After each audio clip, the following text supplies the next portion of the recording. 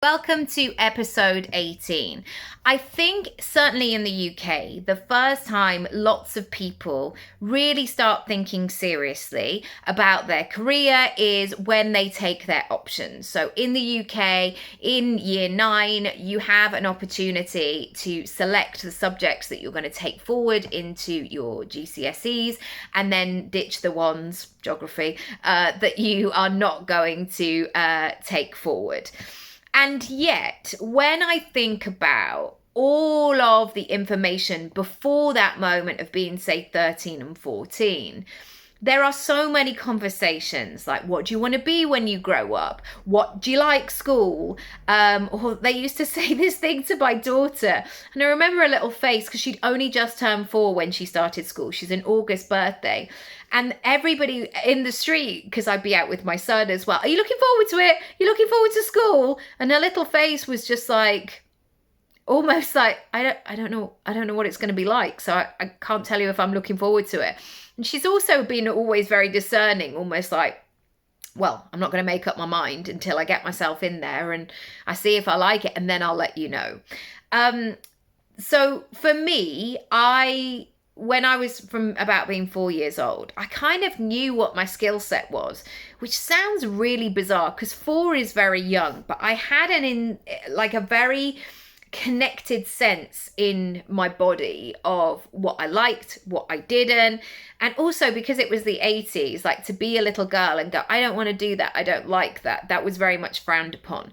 And so all of that sort of narrative really messed up with well, maybe I'm wrong, and also throw in a bit of people pleasing there as well, all of the things. But what I have realized is I've never wanted to fit into one box. I've never made it my purpose to tick certain boxes. And in fact, I wanted to create some of my own.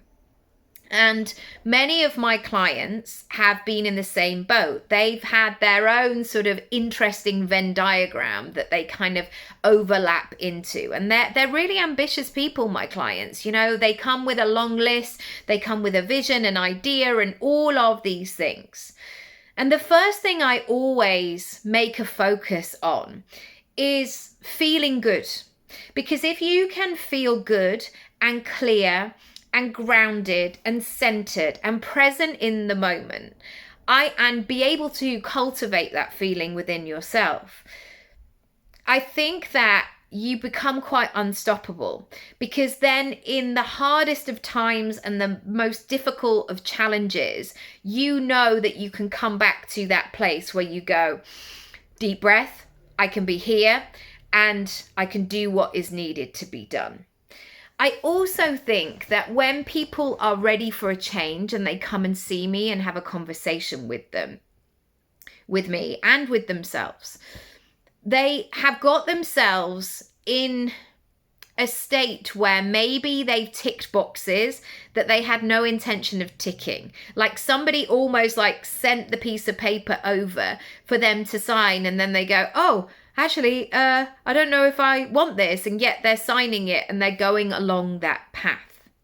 I also think that sometimes in life, we've signed the boxes, we've ticked something, we've done something, and we've done it because, I don't know, that's what you did. My mum always says this, like, well, I don't know, that's just what we did.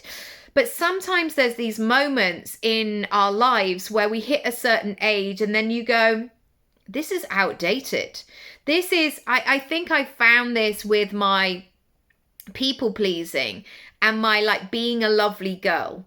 And people always used to say, and I really hope that this is the case if we meet in real life, people will say I'm lovely and I'm chatty and I'm, I like to create a good rapport and all of these things.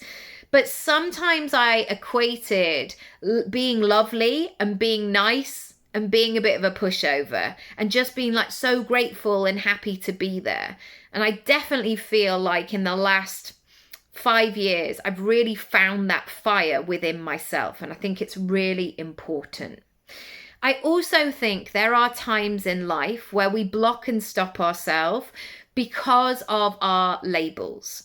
And I think when I was pregnant in 2015 for the first time with my son, people actually said it to me like, well, when you become a mum, you know. And I remember somebody saying to me, when you become a mum, that will become your number one thing and all your ambition will go out the window.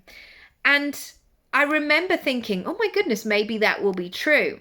However, I also had to remember that life is a spectrum. Life is long also, and we don't have to choose. It's not an all or nothing situation. Like, now I'm a mum, now I can have no self-care, no ambition, nothing for myself. Like, my child comes first. Like, obviously my child comes first. Like, I mean, you don't know what I'm like as a parent, but it's only what I'm saying. But I'm a very present mum. I'm a very conscious mum, and I really try and do the right things. But do I allow myself to have a shower every single day? Do I set boundaries with my children? Do I do things that I enjoy as well? Absolutely. Were there seasons of that motherhood where I didn't? Absolutely. Guess what makes me feel better? When I add myself into the mix as well. So sometimes we need to question our own labels and go in and go, hang on a minute, why have I got myself in this? Well, you know, now I'm a mum, I can't do that. Now my kids are at an age where they're 6 and 10 and they want to know what I've been doing that day. If I just said, oh, I've just sat around and counted down the moments until you come home from school, that's no way for them to feel. It's like, oh, poor mummy, she's on her own and she's feeling really sad and she's got no friends, and I don't want that for them. And so I really want to create stuff so I can go, yeah, I did this and I'm building this and I got a yes on this and I said I got a no on that, which was sad and that was challenging. Like, I want to be that full person. I want to invite you today to really think about what this next version of you looks like. Who you are in life, who you are in business, who you are in your relationships, how you are when you go about your day, and really begin to design it. If you haven't followed the Secret series, please subscribe right now. And there's also a full workshop on this, all about how you may be blocking and stopping yourself. And you can watch it immediately down below. If you are interested in joining the 100 Club and really seeing what's possible for yourself, once again, details are down below. I would love you to check it out and then book in a complimentary call where we can have a chat further. Lots of love, and I'll see you next time.